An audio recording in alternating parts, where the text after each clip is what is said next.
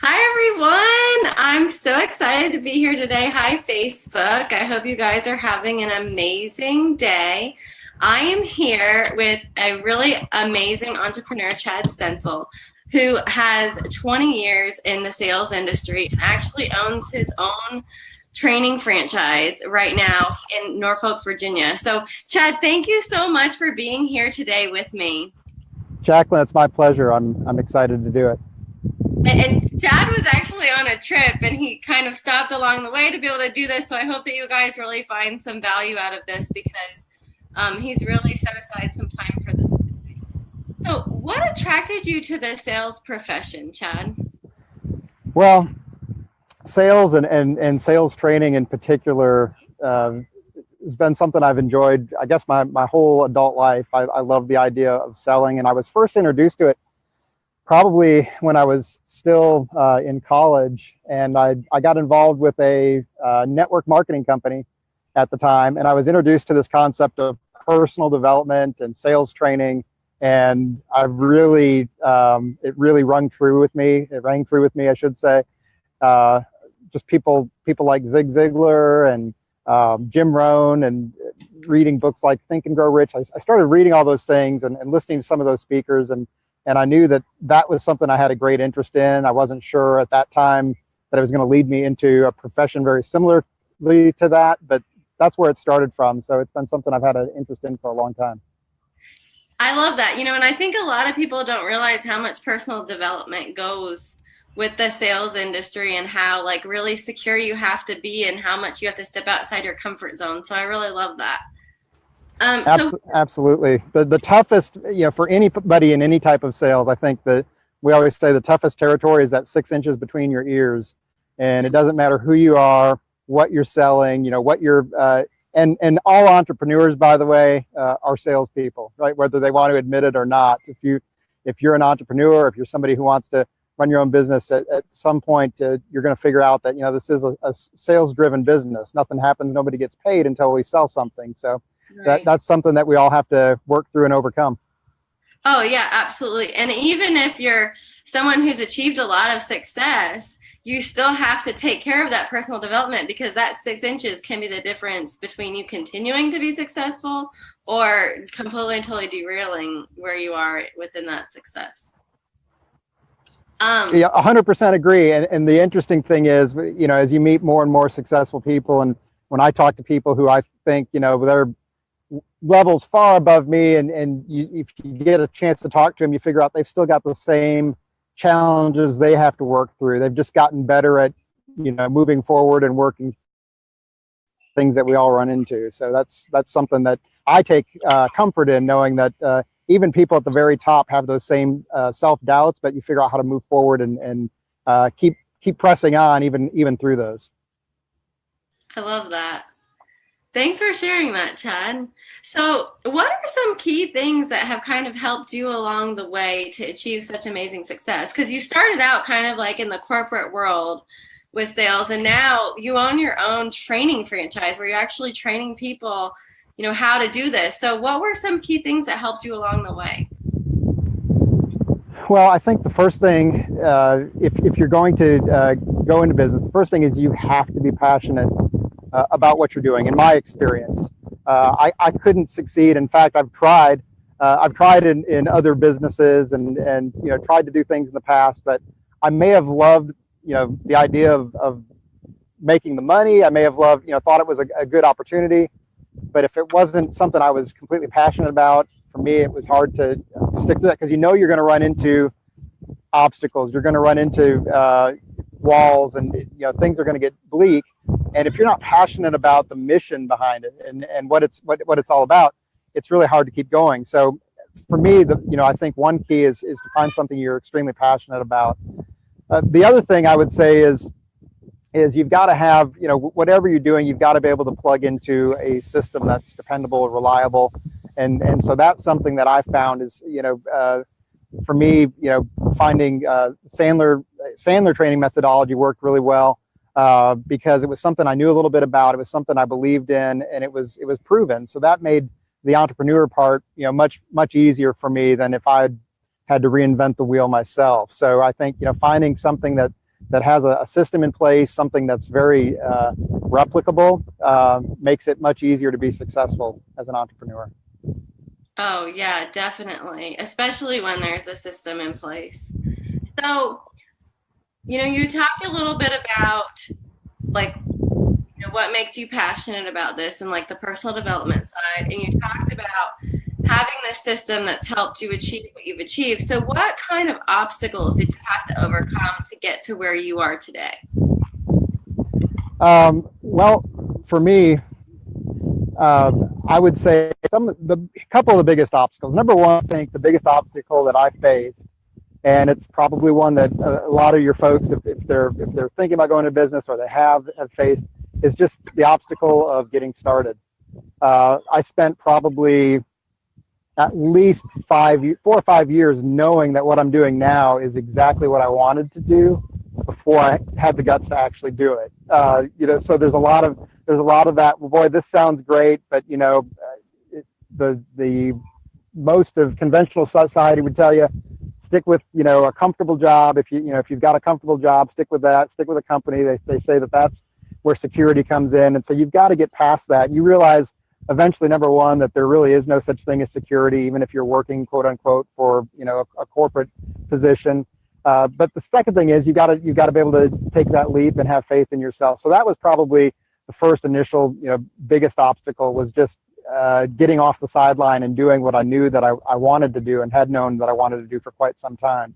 So there was that obstacle, and then the other obstacle, I think, is this idea that you've got to have a backup plan or a plan B. And I'm a big believer, and not everybody will agree with this, but I'm a big believer that if you're going to be an entrepreneur and you're going to be successful, you've got to kill plan B. You've got to decide, once you find what it is you're passionate about and what you're going to go for, and you're able to go for it, full time. And I know some people start with things part time, and that's perfectly fine. But at some point, when you're ready to dive in, you've got to eliminate the exit strategy. You got to say that I'm going to make this work, because if you don't, guess what happens the first time those obstacles come up, right? When you miss a sale that you thought you were going to have, or you have a bad week or a bad month or a bad 2 months, right? Whatever happens, it's going to get very easy for you to start, looking to the sideline saying, okay, well, what's next? And I think that's the biggest mistake. You've seen, I'm sure you're familiar with the statistics, how many businesses fail in their first year. It's staggering, right? It's something upward of, 75, 80% or more of businesses fail in their first year. And then by the time you get to year 3, you weed out even more. So it's really difficult to make it. And the only way that I've found that you can do that is you have to have that commitment that we're going to make this successful. I'm going to make this successful no matter what. This is it. This is the plan. So I think those two obstacles, one, to get started, and two, to decide that you're just not going to quit. Once you get past those, everything else starts to fall into place. That's really helpful. You hit on a couple of things that I just want to talk about a little bit more, because one of the things that you hit on was, society just kind of has this, comes in and just kind of says you have to do things a certain way. And the reason I want to touch on that is because that was why I wanted to create like this series where I interview different people on Friday, so that people can see that you don't just have to have a job and go to work and come home to be successful. Like, you can go after what you believe in and your dreams and be successful. And I think that your plan B statement kind of feeds into that. Sometimes when we have a plan B and we say, okay, this is what we got and this is just my plan B, we go back to, having, like, if you're working part-time and you're building a network marketing business, sometimes we rely too much on that part-time income, when really we could be pushing harder in the network marketing business to get further to where we want to be and achieving what our dreams are and giving us more financial freedom and more freedom and choices within our life. And so I love that you shared that, because it's so true. And it's important to live a fulfilled life. It's important to go after your dreams. So thank you for sharing some of the obstacles that you had to work to overcome, because I think a lot of people are in the same boat. And so if you're someone who's sitting there wondering if you should go after what you want and wondering if you should start doing what you're doing, do it. Just make the decision to do it and move forward, and don't back down from that. Absolutely. So you talked a little bit about the obstacles you've achieved or you've had to overcome and like the success that you've had. So being in the position you are now, would you do it all over again? Yeah, 100% I would. And, it would have been more difficult to answer that question probably in the first, 6 months, 9 months, because you're gonna go through things. And the other thing I would say, you've got to realize, and anytime you're going into business for yourself, you're going to have ups and downs. It's going to seem like a roller coaster, right? You're going to go through. Sometimes you'll go through periods where you say this is the greatest thing ever, and then you'll say, can't believe I'm so stupid. Then you'll say, nope, I'm fantastic. This is wonderful. And then you're going to say, man, I'm a failure. And sometimes that's all within about 60 minutes. So you're going to go through those things. And one of the things that I found, that in the first year, and I'm just wrapping up year 2 in my Sandler business now. That first year, to me, is going to, determine whether you've got what it takes to be successful. Because I don't care how prepared you are, how what your skill set is, how comfortable you are. When you really go for something in any type of a business like that, you're gonna get challenged. You're gonna get punched in the nose a little bit, metaphorically speaking, and you've got to keep moving forward. You got to keep striving. So 2 years in, absolutely would do it again, and glad more than anything that I had that commitment that I wasn't going to quit once I got started. That's awesome. I'm so excited for you on all of your success. And, you kind of touched a little bit before on how many businesses fail within their first year. My husband was talking to someone the other day who started their own business, and the guy told him it took them 5 years to make money. 5 years, which is a really long time, but now they're a really successful business. And so you just kind of have to, like you said, move through those obstacles and keep going. So absolutely. I'm glad you said that, because it really, I am also a believer, and I've interviewed and talked to enough successful people to realize that any business you're going to go into, one, you've got to get past that rate that everybody, quits or gives up or fails within the first year. The second thing you got to realize is you're going to have to really commit to just buckling down and working really hard for a minimum of 3 to 5 years. There might be some people who are able to, really excel and succeed, beyond their wildest dreams sooner than that, but it's pretty rare. I wouldn't count on it. So, but when you think about it, a 3 to 5 year plan of selling out and working as hard as you can, and taking your lumps, taking those no's, moving forward. If you could do that for 3 to 5 years for complete financial and time freedom, wouldn't that be worth it versus putting in 40 years working for somebody else's dream? So, 3 to 5 years is definitely what you've got to plan for. But on the other side, it looks a whole lot better than 3 to 5 years working for someone else, in my opinion. I love that. No, that's great, because that even helps me to come up and set a plan and think about the things that I want to do. Like, I actually just printed out a packet to go over a 10-year plan of like what I want my life to look like in the next 10 years. So that's awesome. I think that's really good. So what are some, would you do anything differently now that you are where you are? Would I do anything differently? Well, I think this, I'm often asked, I think that's sort of the same question, or along the same lines of, if you could go back 10 years, what would you tell yourself, or what would you do? So, I would say I'd sort of answer that this way, if I could do anything differently. One is, I would take more chances, right? Even earlier in my career, or earlier in my life. I think we, at least for me, I'll speak for me, and I think other people probably fall into this trap. We worry about looking bad. We worry about what happens if I do something and I stumble, or I fail, or it doesn't work out. And I've been pretty good about that, but there's definitely been things that I've passed on, or things that I probably would have done sooner that I haven't, because I was worried about failing. And really what that comes down to is we're worried about what other people might think or say, I think. And you've got to get past that. That would be the other thing I would say, is I'd worry less about what people would say or think, and I would live the life that I wanted to live. I'd pursue the dreams that I wanted to pursue. Because I think in the long run, that's where fulfillment comes from, is doing what we were designed and created to do. So sometimes that means getting out of your comfort zone. It means getting out of the quote unquote path that most people would see, or the traditional model. And by the way, and I know this is geared for entrepreneurs, so that's great, but entrepreneurship is not for everybody.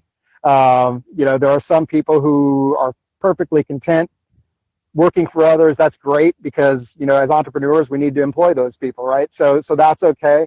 But boy, if you've got the seed of the desire in your heart, and you feel that that's something you should be doing, then I wouldn't wait another day. I would jump head first into it. And some people, obviously, you're going to have to start part-time until what you're doing is making enough money. But once you're making enough money where it doesn't make sense to keep working for somebody, then I would jump head first into entrepreneurship, because to me that was the thing that I would do differently. I would have moved sooner, acted sooner on what I wanted to do. No, I love that. And I love that you said entrepreneurship isn't for everybody, because it's not.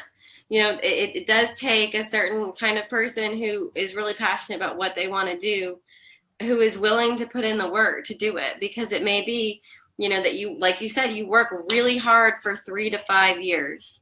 Yep. And, then you create the life of your dreams. So you kind of answered one of my next questions, which was if you could go back in time and give yourself one piece of advice, what would you tell that would be it. I would say it would be, to worry less about what people think and do more of what you feel, in your heart you should be doing. The other thing I would say is throw away your blame list. That's another one that I think some people struggle. Some people unfortunately never pick that up. But that's so important if you're going to be an entrepreneur, or you're going to be in any kind of business for yourself. You've got to start with this idea that any problem I face, I can solve by looking in the mirror.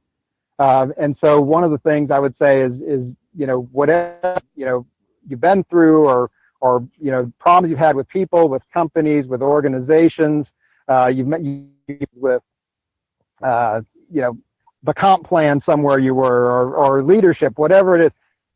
Forget all that stuff, because if the problem is outside of you, then guess what that sets you up for? That sets you up for an excuse, right? That sets you up to say, well, I could have done better, but this person, or this economy, or this company, whatever it was. And so that's the other thing I would say, is just learn to take complete responsibility for your situation, because it's the only way. Frankly, you're the only one who can fix it. If you're the problem, then you can fix it. If you're not the problem, then that's going to lead to an excuse. And we know that in business, I always say you can make profit or you can make excuses, but you can't make both. So I would prefer to make a profit.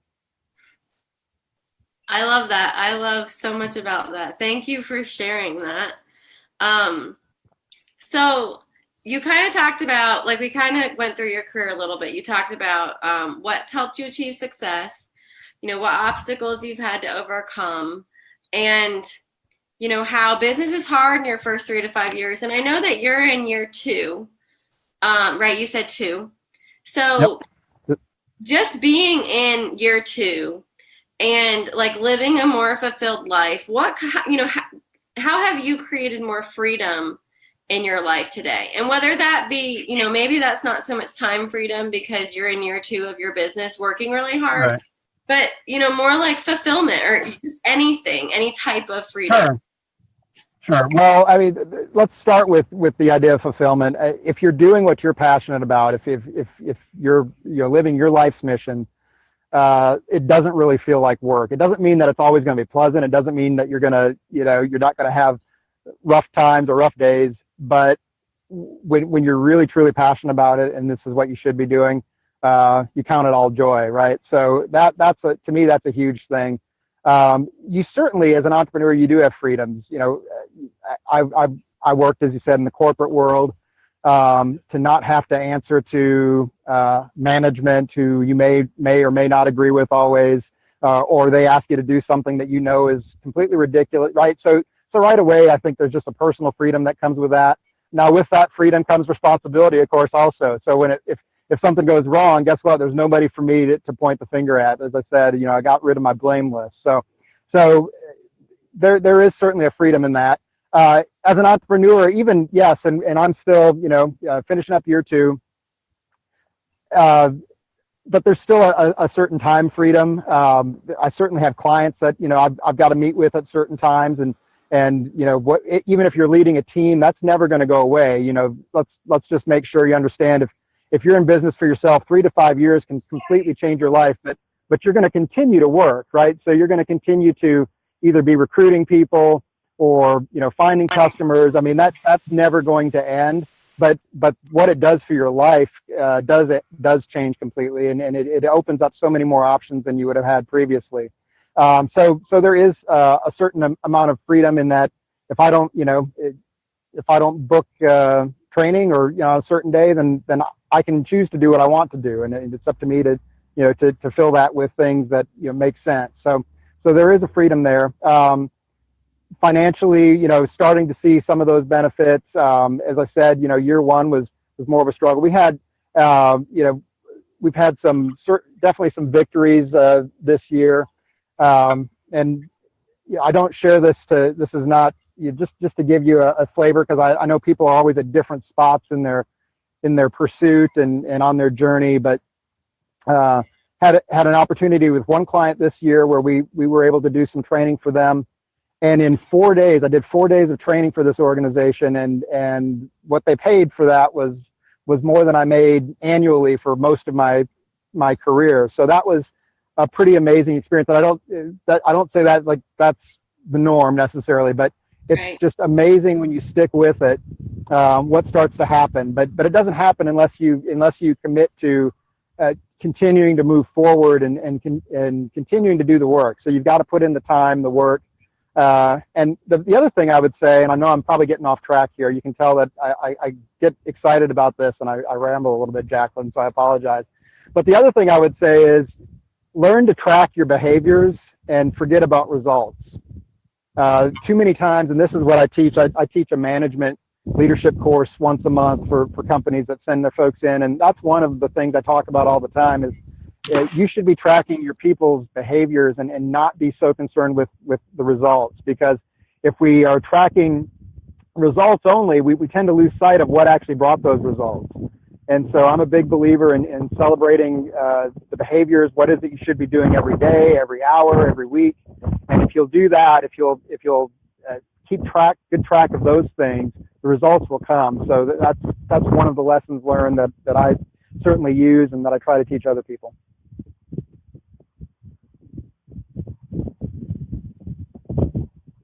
Jacqueline, I lost your audio. I don't know if you can hear me. I can't hear you. No. Okay. Can you hear me now? I can now. Yep. Thank you so much for sharing that. I think a lot of times we get caught up in results instead of focusing on our behaviors and what we can do to change things. You have to focus on the things that you can control and not the things that you can't. Absolutely. So I just have one more question for you. What is one piece of wisdom that you could share with someone who may be watching, who might be struggling with where they're at right now? Like you talked a little bit about like doing the same 60 minutes where you're like, oh, I'm a great entrepreneur. I'm a great entrepreneur. Oh, I'm stuck at this. I'm terrible. I'm terrible. I'm terrible. And then, oh, this is awesome. Things are going great. What's one thing you could share with someone? Or maybe it's someone who's sitting there wondering if they should take, a step towards what they want. What's something you could share with them that might help with where they're at? Well, one of the lessons that I teach my folks, and it's hard to do in a couple minutes, but I'll lay it out for you, and would be happy maybe some other time to go more in depth on this. But there's a theory we talk about called IR theory, and IR theory stands for identity and role. And what happens is we all have roles that we play in life, right? We're fathers, we're mothers, we're daughters, we're friends, we're entrepreneurs, we're salespeople, we're coaches. Think about all the roles you play in life. Now, I want you to imagine that every one of those roles that you play in life was just stripped away from you. You lost every one of those. And if you think about it, all the roles we play in life, we could lose, right? We could lose, God forbid, we could lose our children, right? We can lose our parents. We could lose a spouse. We could We could lose a job, certainly. Or so all those things are stripped away. And what I want you to think about in that moment, if you were to lose all of those roles, on a scale of 1 to 10, what would your self-worth be? And when I ask that to people, oftentimes I get them to think about that, and a lot of times I get a pretty low number. You know, they think, well, boy, if I didn't have any of that, if I didn't do any of that, I don't know, I'd probably be like a 1 or a 2 or a 3. And so one of the things I think we have to figure out as entrepreneurs or anybody in sales is that our self-worth doesn't come from those roles, it comes from our identity. And when we talk about identity, I want you to think about what it is that could never be taken away from you. What is it that makes Jacqueline who she is, right? So think about things like your work ethic, your integrity, your character. If you're a believer, certainly your faith, your compassion. What is it that really makes you the essence of who you are? That's where your self-worth should be driven from, because people who put all their self-worth in their roles usually set themselves up for failure. Because what happens if my self-worth is in what I do, and then I stumble or it all falls apart? How do I recover from that? But if my self-worth is in my identity and I struggle in my role, guess what? Then I can look at that and say, you know what, I'm a 10, I'm better than this, and I figure out ways to perform at a higher level. So that's sort of in a nutshell one thing I would encourage anybody who's going to go into business for themselves is to realize that it's not in the roles you play where your worth comes from. It's in who you are and what makes you up. And so if we start with that foundation, I think it's much easier for us to perform at a higher level and to certainly take on those bumps and bruises that we're going to have along the way. I love that, Chad. And it's funny that you're bringing that up, because I was talking with someone about self-worth the other day, and you know, all the roles that we play. So thank you so much for sharing that. I can't even begin to tell you how much I appreciate you stopping your trip just to do an interview with me and speak with all of us, and for us to be able to get some insight on some things. So thank you so much. Oh, well, you're welcome. I'm somewhere in the middle of North Carolina, for those looking in. Not sure exactly what city I'm near. I'm in a field. It's been a victory because nobody's come chase me out of the field yet. So that's good, but happy to do it, and look forward to talking again sometime in the future.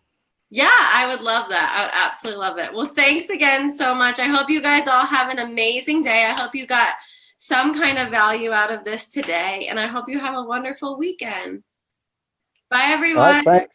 Bye, everybody. Thanks, Chad. Bye. Bye. Thank you.